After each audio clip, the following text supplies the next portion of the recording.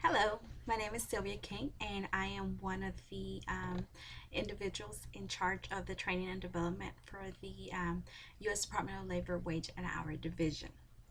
Today, we're going to talk about basically give you a little bit of background about what the agency does and what the issues were as far as training and what training was applied and what we actually learned from all this. Let me just start off with the background of the agency. The U.S. Department of Labor Wage and Hour Division's mission is to promote and achieve compliance with labor standards to protect and enhance the welfare of the nation's workforce. The Wage and Hour Division is responsible for enforcing labor laws in the United States and all U.S. territories. Wage and Hour Division also enforces the Migrant and Seasonal Agricultural Worker Protection Act, the Employee Polygraph Protection Act, the Family Medical Leave Act, wage garnishment provisions for the Consumer Credit Protection Act, and numerous employment standards and worker protections are provided in several immigration related statuses. The main issue that the agency was having is that the main ones that are actually out in the field enforcing these laws are the wage and hour investigators. These investigators are the first front line to making sure that every employer is in compliance with all of these laws that I just discussed. When a person is first hired as an investigator, they have to go through some very rigorous training. It's very fast paced and it's actually broken down into two sections. The first section is Basic 1. It's a 3-week course that talks about the Fair Labor Standards Act, minimum wage, overtime, record keeping, and child labor. The second part, which usually takes part about a year after the investigator has been employed, is Family Leave Act, the Davis-Bacon Law, and several other laws. The main concern that we've had is the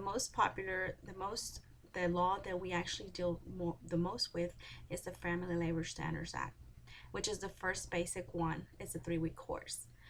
We have discovered that the scores was actually very, very low. So what the training and development team has put in place is that we decided that it would be beneficial to everyone, not only to the investigator but also to the agency, to promote effectiveness and more knowledgeable investigators out in the field, to do a 12-week pre-basic 1 training, which is basically a smaller condensed version of all the laws that they would eventually learn. The way it was implemented was that every district office will be given a packet. It's a 12-week course that the new investigator will have to do.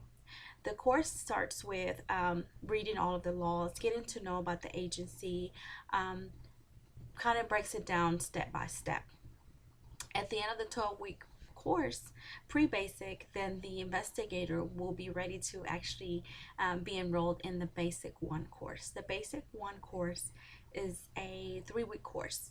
So we decided that we were going to measure and evaluate the pre-basic training to see if it was actually being effectively used and it was actually helping our scores for Basic 1. Basic 1, like I said, is very important because once the investigator comes back from Basic 1, they're pretty much sent out in the field on their own. So that's why we decided it was crucial to give them additional knowledge and training.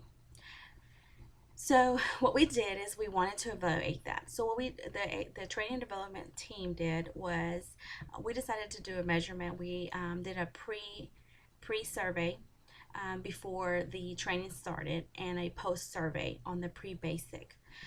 To measure this information a lot better, we actually decided to compare it with some previous investigators that have been with the agency for the last 3 years and the ones that didn't receive the pre-basic training. Once we did a Likert survey, which is, how was it, and how do you feel about this training? Do you feel like the training worked for you? Would you recommend this training to new investigators and so forth? And then we also gave them a couple of lines for them to give suggestions on the training and so forth.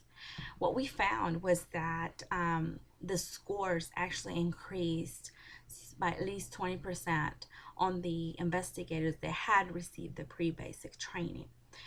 The ones that had not received the pre-basic training, there was like I said, a 20% difference between the ones that had received that had not received it between the ones that had. It's very important that the training and development team does these type of surveys to determine if the training is actually working, and not only that, but is it worth the cost?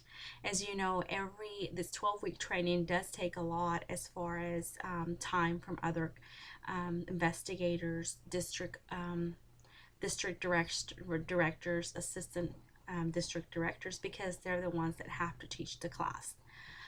There was some suggestions as far as there's some smaller changes that we might need to do. We did receive a lot of feedback that although the 12-week course is pretty much the same for everyone, a lot of the new investigators felt that once they spoke amongst each other that there was some differences in the way the material was taught. So the way we're going to probably do is basically every time that a section is taught, that the district office is responsible for making sure that that investigator does something related to that topic, like for instance on the job training, so that way they not only understand how it works but also how it's applied out in the field.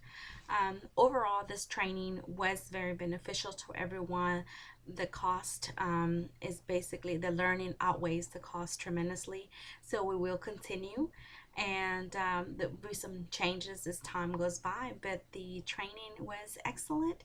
And as a training development team, we always like to make sure that we do train everyone. So this is not only a measurement on our students but also on the trainers, so that's always great to hear.